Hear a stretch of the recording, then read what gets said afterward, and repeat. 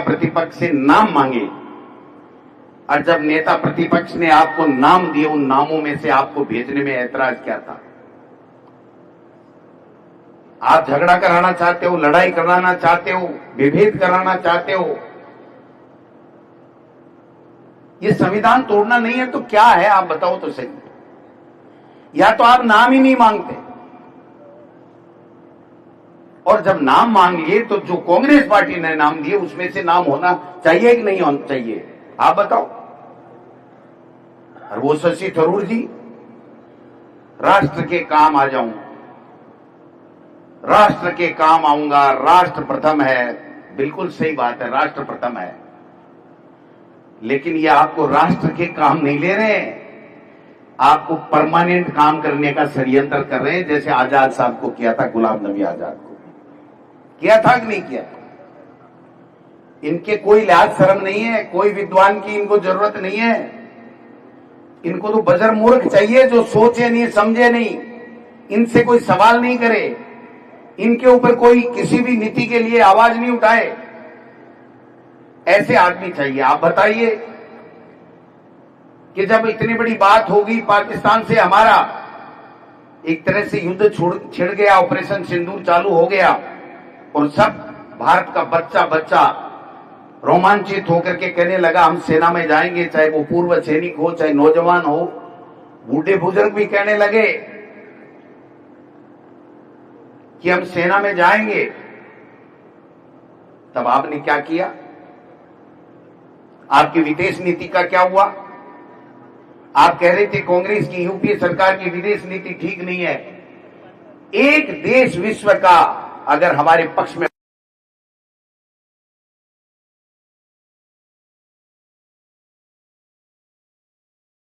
जबकि चाइना पूरी तरीके से पाकिस्तान के साथ खड़ा मिला और उसने कहा हम आपके साथ में, तुर्की खड़ा मिला कि हम आपके साथ में हैं, अमेरिका ने दोनों को एक पलड़े में रख दिया, ए चोखा ए भला, ए चोखा ए भला। ये कोई बात होती है? रूस ने क्यों नहीं बोला? विश्व के किसी देश ने यह नहीं कहा कि पाकिस्तान ने आतंकवाद को पनाह दी है इसलिए इसको सजा मिलनी चाहिए। ये हमारे हिंदुस्तान की विदेश नीति फेल नहीं है तो क्या है, आप बताइए। पूरी विदेश नीति फेल, कृषि नीति फेल, आर्थिक नीति फेल। हम कह रहे थे जब ये सेनाओं की भर्ती काट रहे थे, सेनाओं का जो बजट जब कम कर रहे थे, तो राहुल गांधी जी, खड़गे साहब और कांग्रेस पार्टी कह रही थी कि अग्निवीर मत लाओ, फौज के लाखों पद खाली पड़े उनको भरिए, हमारी सेना मजबूत होनी चाहिए, हमारा नौजवान परमानेंट नौकरी और देश की रक्षा के लिए वहां सीमा पे जाना चाहिए।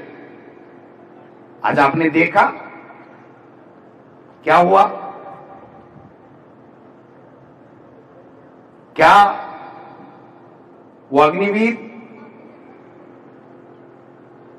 उसकी जगह परमानेंट नौकरी नहीं होनी चाहिए थी फौज की? ये गलत नीति नहीं है इनकी?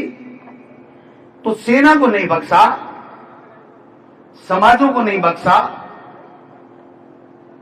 सुबह से शाम जातिवादी बातें।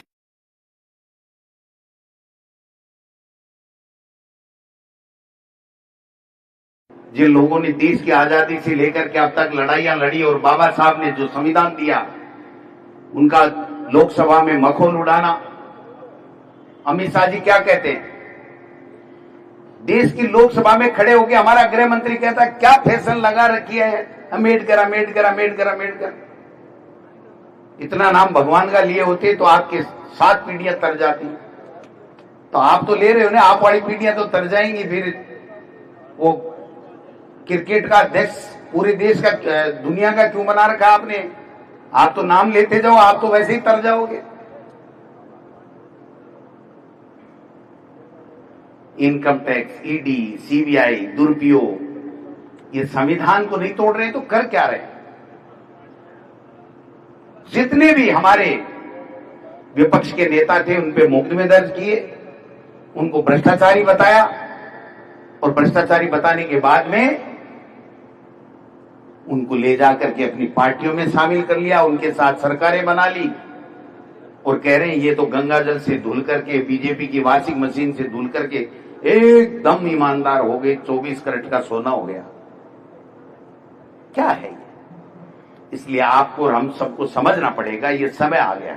मैं मानता हूं कि धूप है और सारे के सारे नेता जो है वो एसी में बैठना चाहते हैं, लेकिन अगर हम धूप में नहीं निकले तो ये कैसे निकलेंगे? ये नहीं निकले तो हर बच्चा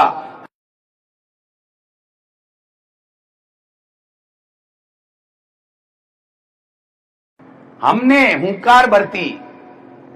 तो मैं आपको कहना चाहता हूं, सभी नेता बैठे हैं,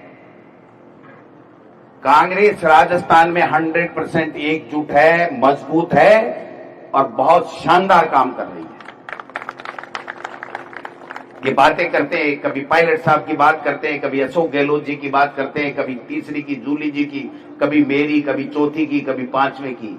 मैं आपको कहना चाहता हूं, हम 100% कांग्रेस राजस्थान की एक है, एकजुट है, एक साथ है और सब मिलकर के इनको धूल चटा देंगे। आप देख रहे हैं, धूल चटा देंगे। और मैं कहना चाहता हूं, कहीं भी अगर अत्याचार, अन्याय हो रहा है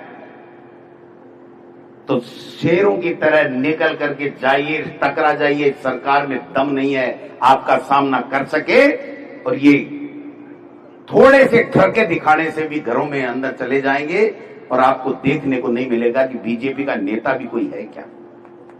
अभी कह रहे थे, जमुआ रामगढ़ की बात कर रहे थे, बात सही है आपकी कि आपका विधायक हो चाहे दूसरे विधायक हो, ये कह रहे हैं कि देश में बैठे हुए लोग ही जब बीजेपी वाले लूट रहे हैं तो हम पीछे क्यों रहे? तो ये तो भाई साहब पड़ताल ऊपर से आ रही है नीचे तक। जब इलेक्ट्रल रोल में घोटाला कर लिया, कार्यालय बना रहे हैं, आरएसएस के लोगों को भर रहे हैं बड़ी बड़ी संस्थाओं में, यूनिवर्सिटी में, रिसर्च में, सब जगह आरएसएस के लोग। यहां तो सीएमओ में भी आरएसएस के लोग बैठते हैं, अनाधिकृत रूप से बैठते हैं।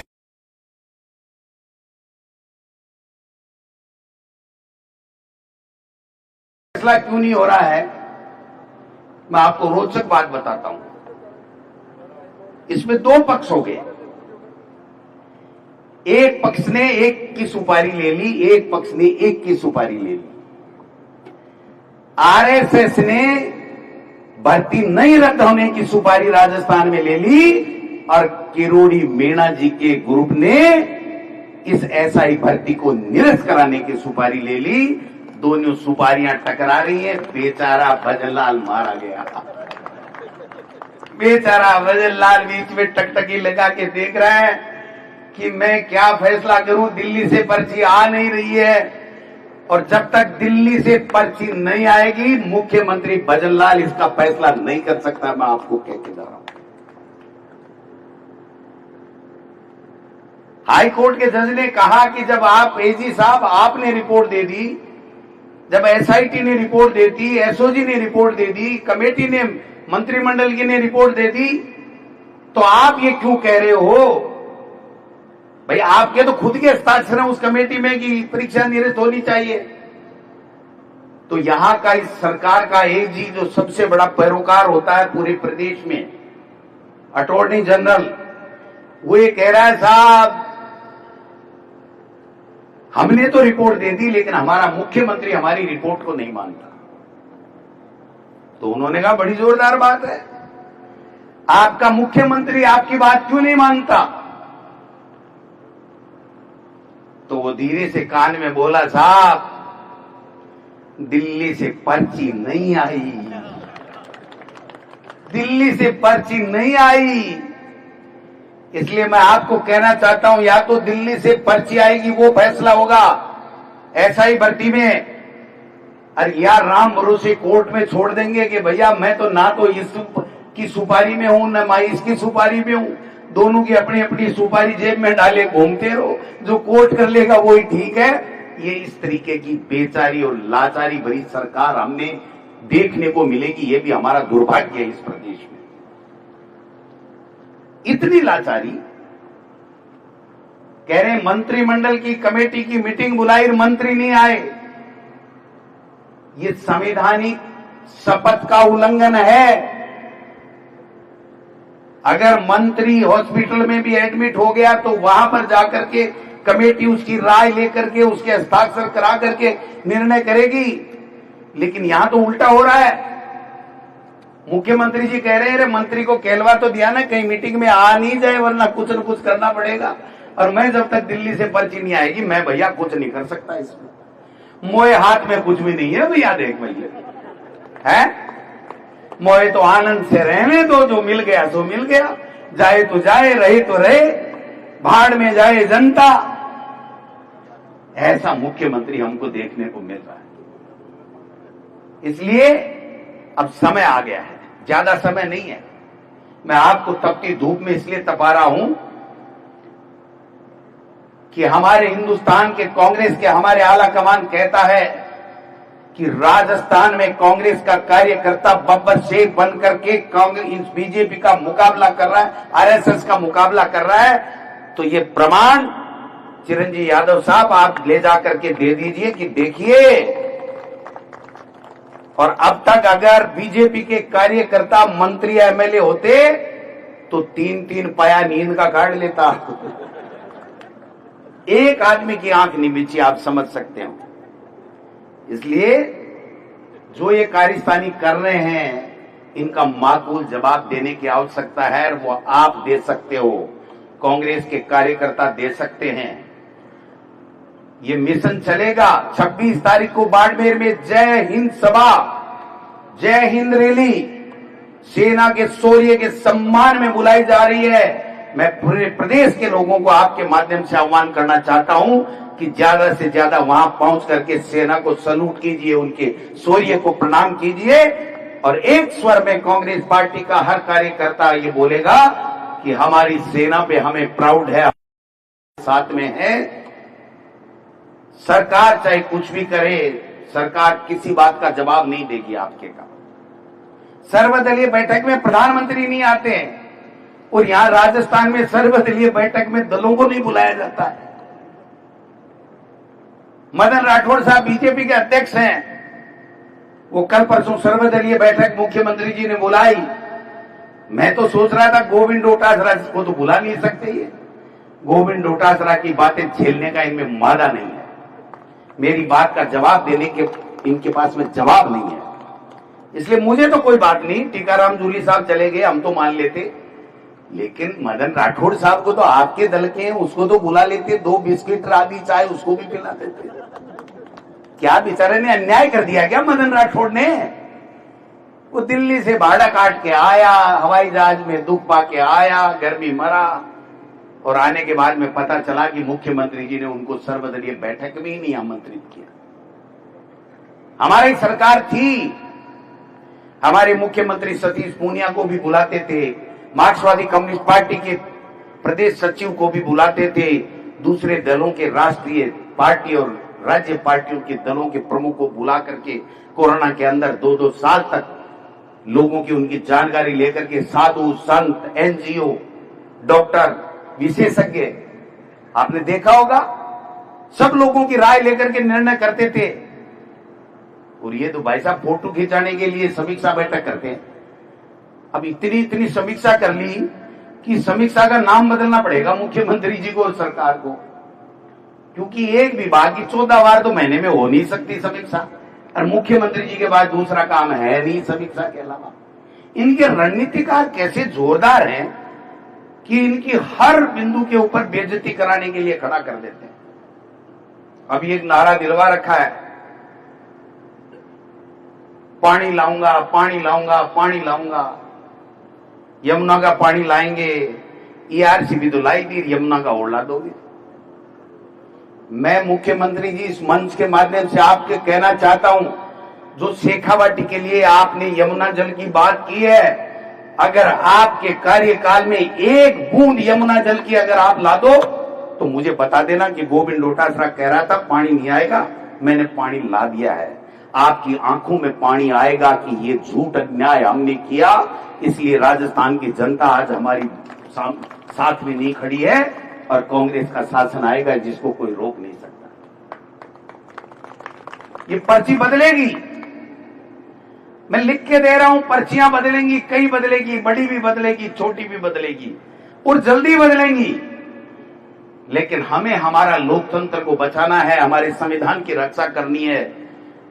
इसलिए हमको हमारी ताकत के साथ में लोगों के बीच में जाकर के इनकी सच्चाई उजागर करनी है, इनको बेनकाब करना है कि झूठे लोग हैं, बेईमान लोग हैं, भ्रष्टाचारी लोग हैं, इनका कोई दीन ईमान नहीं है। इनको तो जो पर्ची आ जाती है उतना ही काम कर पाते हैं, इसके अलावा कुछ नहीं कर पाते।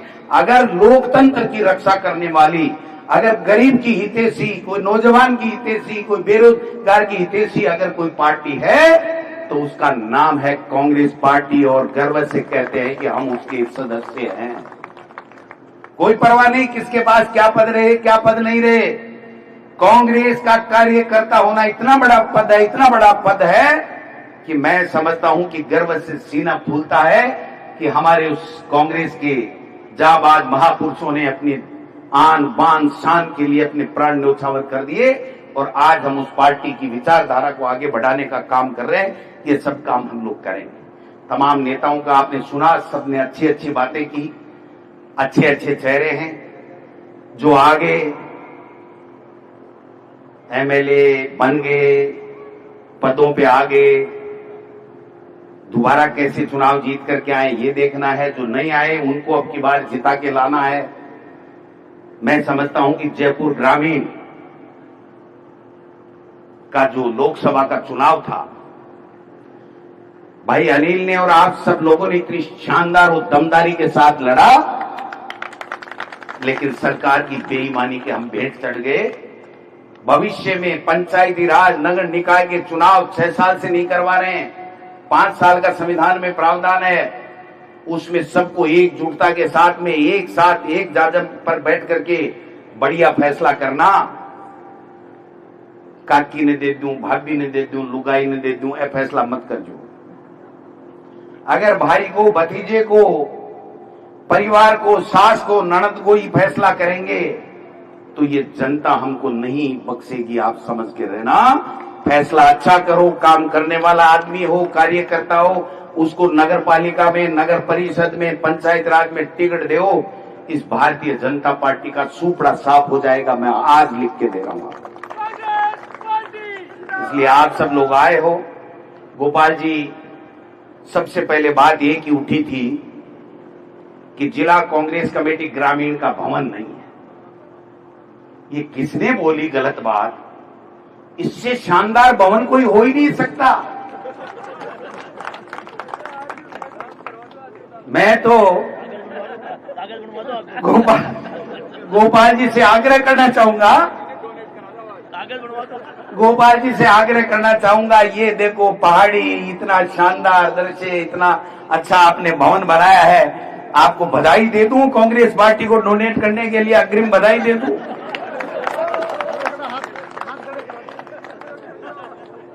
ये कह रहे कि आजन्म कांग्रेस पार्टी के लिए समर्पित है, तो फिर कागजों वाली बात क्यों करें हम भी? कागज से क्या होता है साहब, दिल बड़ा है। कांग्रेस पार्टी का कोई भी जयपुर ग्रामीण का कार्यक्रम हो, गोपाल जी और गोपाल जी की टीम और ये भवन आपके लिए, सबके लिए तैयार है। और कितना भी बड़ा कार्यक्रम करो, हलवा पूड़ी आपके यहां पर बनेगा, कोई भूखा यहां से नहीं जाएगा। ये मैं कहना चाहता हूं, यही है। मैं गड़े न्यू तो दे दूं थे